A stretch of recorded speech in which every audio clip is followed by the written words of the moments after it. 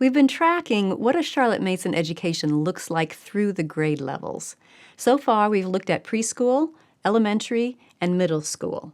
If you missed any of those episodes, check the show notes for links because the series as a whole will give you the big picture of how each level increases the challenge and how your student has been well prepared for those challenges as they come. As we've mentioned all the way through, in a Charlotte Mason approach, the standards are high, and we expect a lot from the student. But all of the challenges she will face through the grades are presented incrementally, in small steps. This does two things. It sets the student up for success, and it preserves her love for learning. So today, let's discuss high school. Your student has been preparing for this level and is ready to meet the challenge. What does a Charlotte Mason education look like in high school?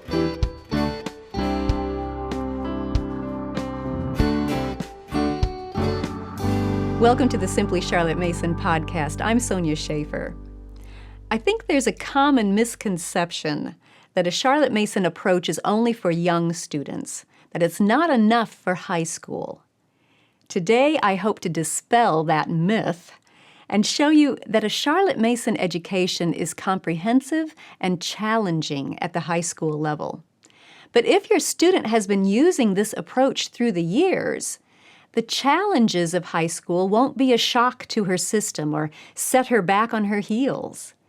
She has been practicing the powerful tools of learning that are integrated into a Charlotte Mason approach through all the grades. And she's been leveling up step by step, securing the ground under her feet. She's also been carried along by a wide variety of subjects taught in a personal, interesting way, so her studies have been for delight as well as for discipline. I guess what I'm trying to say is that sometimes we judge the rigor of an education by how much the student is struggling to keep her head above water. And when we don't usually see that struggle with a Charlotte Mason student, it's easy to jump to the conclusion that the approach is not challenging enough, when really it's because the student has been so well prepared for the challenge. In fact, many of the studies she will encounter in high school are simply a continuation of what she's been doing all along. The difficulty level is just ramped up another notch. By the high school level, your student is doing mostly independent work. The living books are now longer and more difficult. I would venture to say that many of them would be a challenge for you to read and narrate as an adult. Your high school student is writing at least 5 narrations per week, and those narrations can be narrative, expository, descriptive, or persuasive in style. The rest of the narrations for the week are done orally in order to keep giving her opportunities to practice public speaking and the art of gathering and expressing her thoughts extemporaneously. She's also engaging in discussions with you about the principles involved in the events and people and decisions that she's reading about. In current events, she's reading opinions on all sides of the issue and discussing the principles that inform those opinions. Interestingly, one of the best preparations for these discussions have been, well, of course, her Bible lessons, but also the Shakespeare plays she's been studying over the years. Charlotte Mason believed that Shakespeare had great insight into human nature and was able to portray his characters as neither all good nor all bad, as in life.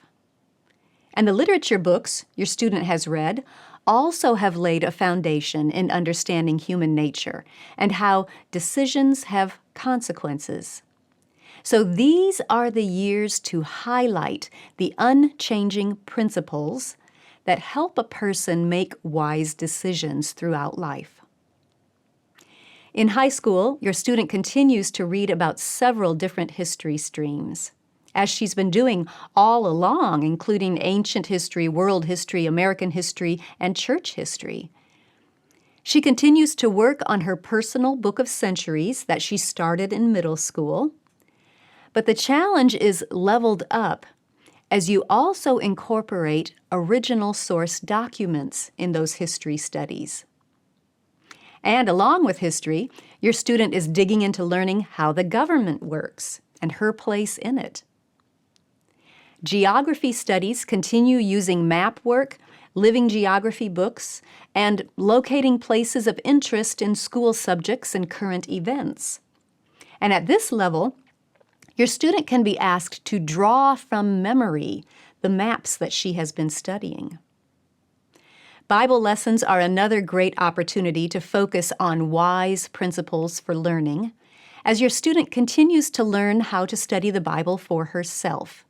This important skill was started in the latter half of middle school. Now, Latin was also started in that second half of middle school, and that study is continued through high school. In the final grades, it includes reading and translating original source documents in Latin. Conversational foreign languages are continued. Charlotte Mason's students graduated knowing at least 2 foreign languages, besides Latin. Those language studies have been layered in over the years. In elementary school, your student hears and speaks the first foreign language. In middle school, she also begins to read and write in that language and to hear and speak the second foreign language. Then in high school, she adds in the reading and writing of that second language, even as she continues the first one. See, taken in this way, with incremental additions, that challenge is completely doable. In-depth and advanced science courses are tackled in high school, along with their corresponding labs.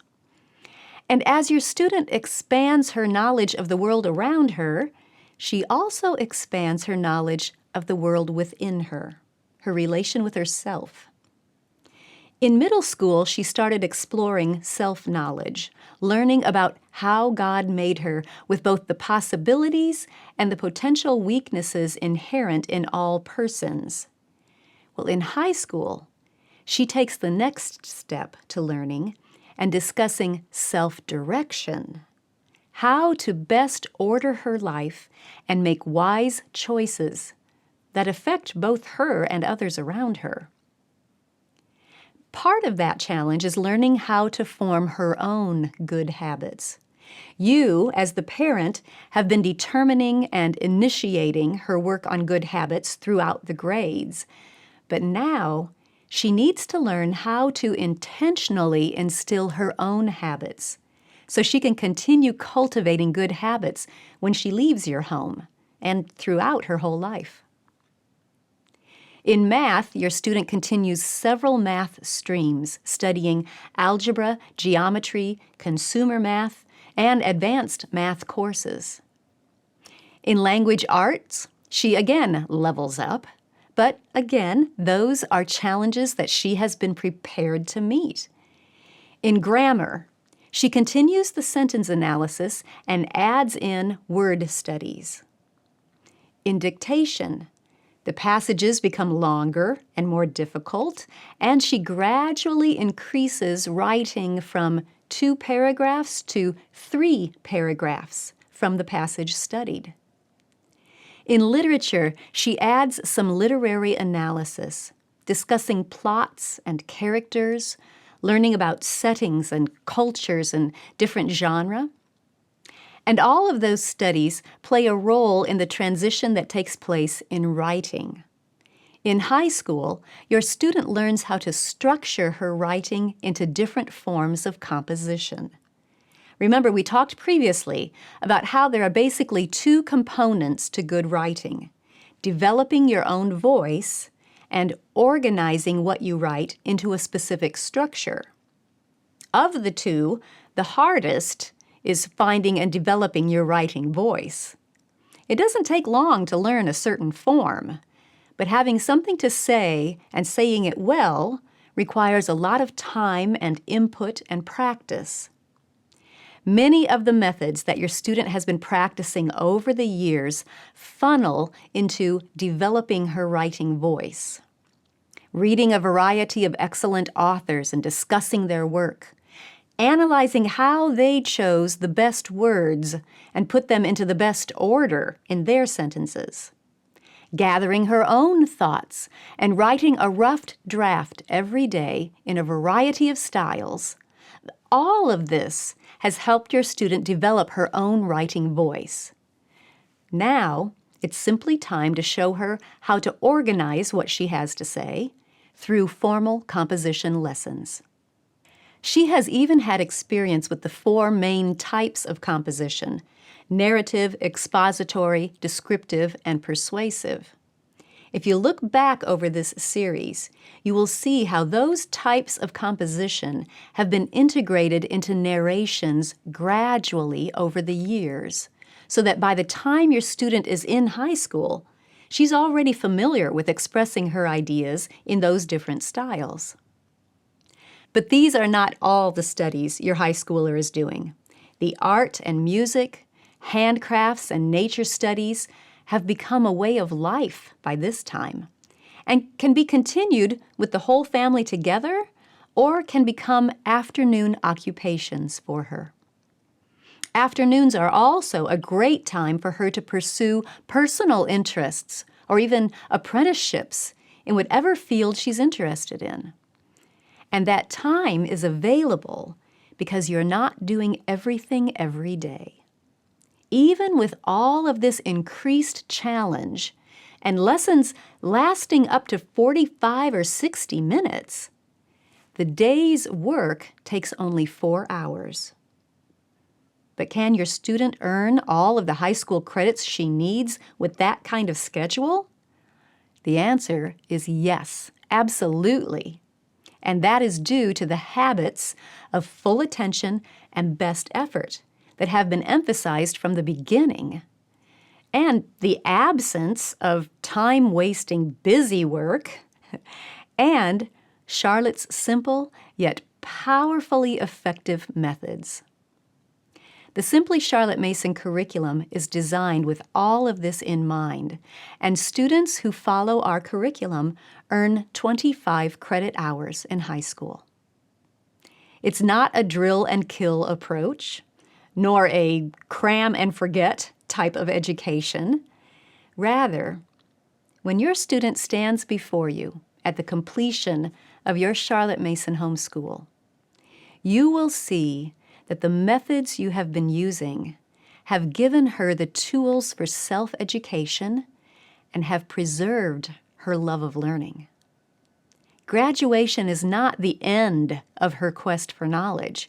Rather, your student is now prepared and eager to enjoy a whole lifetime of learning. That's a Charlotte Mason education. Check the show notes for more information on our curriculum and resources. They're designed to help you give your student this kind of delightful and challenging education. Thanks for joining me. I'll see you next time.